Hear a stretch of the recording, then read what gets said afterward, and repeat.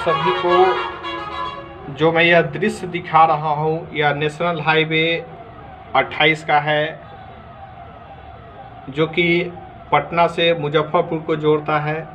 और यह रूट जो आप देख रहे हैं जाम का, वह रूट है पटना जाने वाली। यहाँ से यह दिग्घी है और दिग्घी से पटना की दूरी तो बाद की बात है।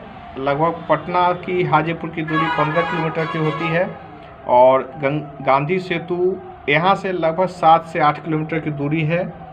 ये गाड़ियाँ और जो कुछ ट्रक आप देख रहे हैं, ये चमचमाती हुई लाइटें देख रहे हैं, यह सरकार की नीतियों का और संविधान दिवस की खूबसूरती का यह तस्वीर है। भारत का संविधान कितना खूबसूरत है और कितना लायक है, इसकी यह तस्वीर है जिसे आप देख रहे हैं। इसमें से कितने सारे ट्रक लगभग 2-2 घंटे से इसी जगह पे खड़े हैं। और शायद आगे जो नेशनल हाईवे का फ्लाईओवर है, दिग्घी पुल कहते हैं उसे, चाहे जोनल के पास का कहते हैं, आप वहाँ की भी स्थिति देख सकते हैं, यथावत है। और जाम की परिस्थिति, ट्रक निकल नहीं रहा है, यानी कि पटना की तरफ सड़कें बहुत ही भयावह तरीके से जाम है। एम्बुलेंस देख रहे होंगे कि सड़क के दूसरे किनारे से जाने का प्रयास कर रही है। खैर, एम्बुलेंस को निकलने दिया जा रहा है, यही अपने आप में बड़ी बात है। नहीं तो वैशाली की पुलिस एम्बुलेंस को भी रोक करके मंत्री और नेताओं की गाड़ी निकालते हैं, और इसका बहुत प्रबल इतिहास है। हमारे यहाँ पे जो पत्रकारिता का भी स्तर है वो बहुत ज़्यादा ही मजबूत है, इसलिए नेताओं की बातें नहीं निकाली जाती है ताकि उनका विज्ञापन बंद कर दिया जाएगा। तो बहुत चीज़ें हैं। यह संविधान दिवस के दिन का एक बहुत ही खूबसूरत तस्वीर है, आप देखते चलिए। यह देख लीजिए, ये पैदल व्यक्ति चल रहे हैं। अब मुझे लगता है कि कहीं ना कहीं ट्रेन बस पकड़ने का या कहीं ना कहीं ट्रैवलिंग के लिए वो जा रहे हैं, और जिस परिस्थिति से वो जा रहे हैं यह संभव है वहाँ भी। और देख सकते हैं एक परिवार है जो सामान ढो रहा है। कभी नहीं ये लोग अपने गंतव्य स्थान पे पहुँच पाएंगे, और ये कभी नहीं अपना ट्रेन पकड़ पाएंगे या अपने जो ज़रूरत की चीज़ें हैं उसको ये पकड़ भी पाएंगे। तो यह है हमारा भारत का संविधान, जो धरातल पे आपको नज़र आता है, धरातल की संविधान दिवस। ये देखिए, शादी के लिए कुछ लोग जा रहे हैं सामने। जो ये मैं उंगली करके दिखाता हूँ, ये जो आदमी निकला उसके सामने गाड़ी सजी हुई है, और अब थोड़ी सी और आपको दिखेगा। यह सारा दृश्य मैं अपने कैमरे से अपने कार्यालय से शूट कर रहा हूँ, और आप मेरे इस उंगली के सामने देखिए थोड़ा सा ध्यान से। तो ये नेशनल हाईवे का बोर्ड लगा हुआ है, नेशनल हाईवे 22 है। और नेशनल हाईवे 22 को जो पूर्व में NH 77 हुआ करता था, 77, वो आज 22 में कन्वर्ट हो चुका है। जाम और जाम।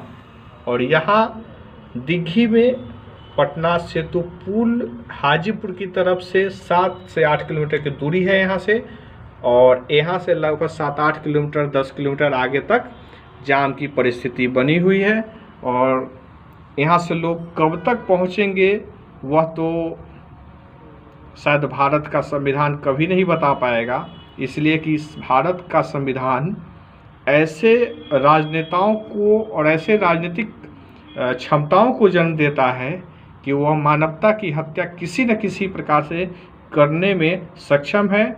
और उनके ऊपर, यानी कि भारत के प्रधानमंत्री, राष्ट्रपति, मुख्यमंत्री, यहाँ तक कि एक वार्ड सदस्य तक पे कार्रवाई करने की ताकत नहीं रखता है। सिर्फ और सिर्फ अंग्रेजी हुकूमत, वहीं मुग़लों के शासनकाल में जिस प्रकार से आम आदमी पे अत्याचार हुआ करते थे, उन्हीं परिस्थितियों में आज भी आम आदमी बना हुआ है।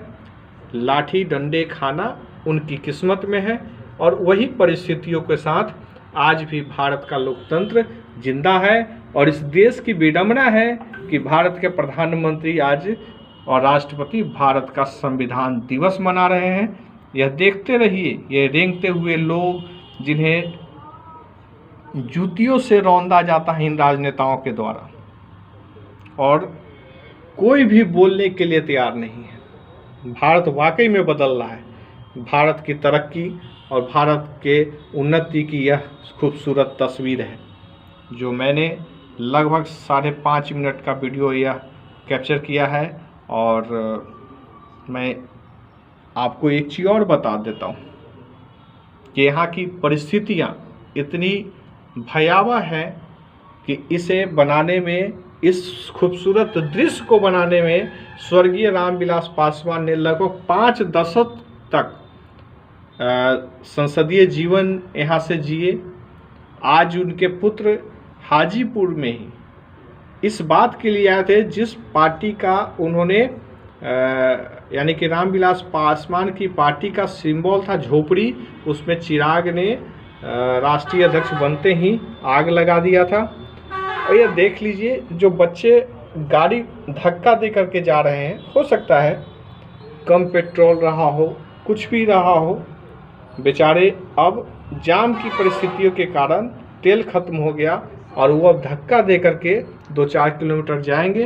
और पीछे कितने दूर से आ रहे होंगे वो तो मैं नहीं बता सकता, लेकिन यही बता सकता हूँ कि गरीब, और कहा जाए कि आम आदमी, गरीब नहीं कहा जाए, जो आम आदमी है, जो अपने आप को बेचारा समझता है, उसके लिए यही भारत शायद सुदृढ़ भारत है। और इस सुदृढ़ भारत को जीने में हर कोई बेचैन है और हर कोई इसी को बेहतर मानता है। और इस परिस्थितियों से निकलने के बावजूद वह भारत के प्रधानमंत्री, राष्ट्रपति और उनकी सोच और संवैधानिक शक्तियों पे कोई चर्चा नहीं करेगा, इसलिए कि उन्हें डर लगता है कि हमारी रोजी रोटी छीन न जाए। क्योंकि संविधान और भारत के राष्ट्रपति पे बोलना संवैधानिक तौर पे तो नहीं, लेकिन राजनीतिक तौर पे अवैध माना जाता है। राजनेताओं की जैसे ही पोल खुलनी शुरू होती है तो आप समझ लीजिए कि वह खतरे की घंटी हो जाती है। आम आदमी क्या कहेगा नहीं कहेगा, उसके लिए किसी को कोई चिंता नहीं है।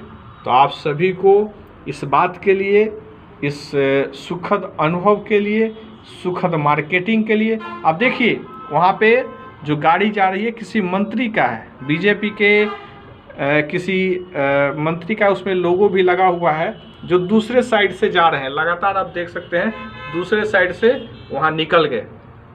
तो यहाँ बीजेपी का ही विधायक है, तो और केंद्रीय गृह राज्य मंत्री भी विधायक यहीं से रहे हैं जो अभी है, भले ही सांसद अलग से हैं, लेकिन नेताओं के लिए और ब्यूरोक्रेट्स के लिए सब छूट है। यही है भारत का संविधान।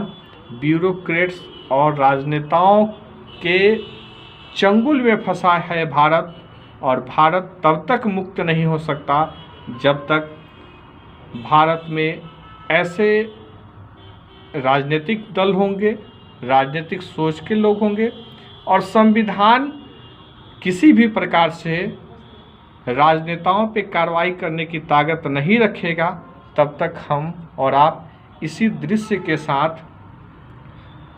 आज से 50 साल बाद भी इसी परिस्थिति में रहेंगे।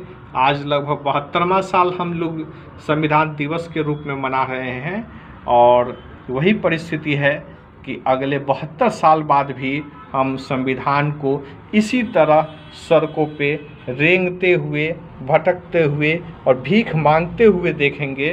परिस्थितियाँ कभी नहीं बदलनी है, यह याद रखिए। तो आप सभी को शुक्रिया, धन्यवाद।